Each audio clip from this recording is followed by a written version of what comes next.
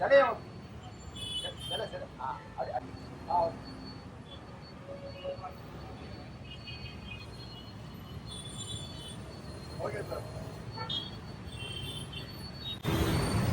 வணக்கம்.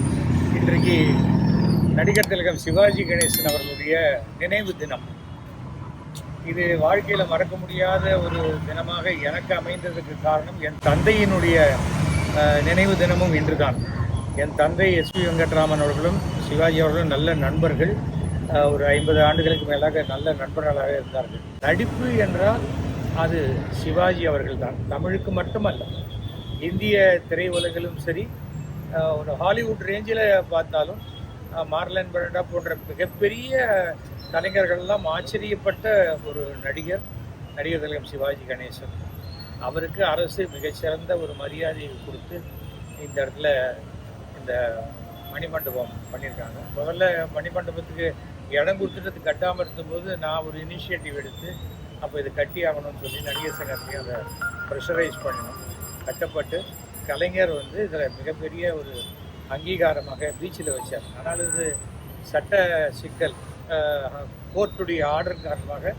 ஆனால் அதற்கு பிறகு இது மிகச்சிறந்த இடத்துல தான் இருக்குது. எய்தாப்பில் எம்ஜிஆர் இருக்கார், இங்கே சிவாஜி இருக்கார். ஒரு கலைஞர்களுக்கு மட்டும் இறப்பு கிடையாது. கலைஞர்கள் உடல் ரீதியாக இறந்திருக்கலாமே தவிர அவர்கள் அந்த இன்னைக்கும் டிஜிட்டல் வேர்ல்டு வழியாக வாழ்ந்து கொண்டு தான் இருக்கிறார்கள். மிக ஆச்சரியமான ஒரு விஷயம். நான்லாம் ஒரு நடிகராக இருக்கேன்னா எனக்கு பிறகும் நான் வாழ்ந்து கொண்டு தான் இருப்பேன். நீ எஸ்பிபி குரல் வழியாக வாழ்ந்து கொண்டிருக்கிறார். இந்த கலைஞர்களுக்கு மட்டும் இறப்பே கிடையாது. அது ஒரு வரம். பணம் சம்பாதிக்கிறோம், புகழ் சம்பாதிக்கிறோம், இறந்தாலும் அதை தாண்டிய மிகப்பெரிய ஒரு ஆச்சரியகரமான ஒரு விஷயம் என்னன்னா அந்த ரிமெம்பரன்ஸ். அது பாட்டுக்கு தொடர்ந்து இன்னைக்கு டிவி போட்டால் இன்னைக்கு சிவாஜி படம் ஒரு 3 படம் வரும். அது ஒரு கடவுள் கொடுத்த வரமாகத்தான் நினைக்கிறேன். சிவாஜி போன்றவர்கள் இன்னைக்கு இலக்கணம் ஒரு டிக்ஷனரி மாதிரி. ஏதாவது ஒரு சீன் புதுசாக ஒரு பண்ணிட்டேன்னு ஒரு நடிகர் சொன்னால் அது பார்த்தா ஒரு 40வது பக்கத்தில் சிவாஜி ஒரு 40 வருஷம் முன்னாடி பண்ணியிருப்பார்.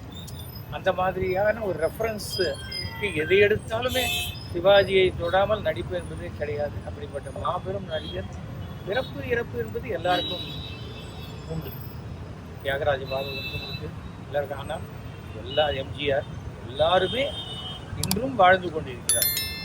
அப்படிப்பட்ட ஒரு மாபெரும் கலைஞனுக்கு அவர் அஞ்சலி செலுத்துவதே என்னுடைய ஒரு கடமையாகவும் பெருமையாகவும் நான் நினைக்கிறேன்.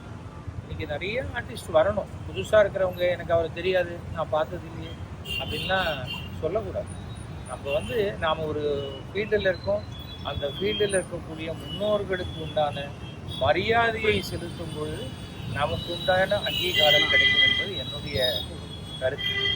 ஸோ இப்படிப்பட்ட நாளில் இங்கே நான் ஒரு அஞ்சலி செலுத்துவது கடமையாக நினைக்கிறேன், பெருமையாக நினைக்கிறேன்.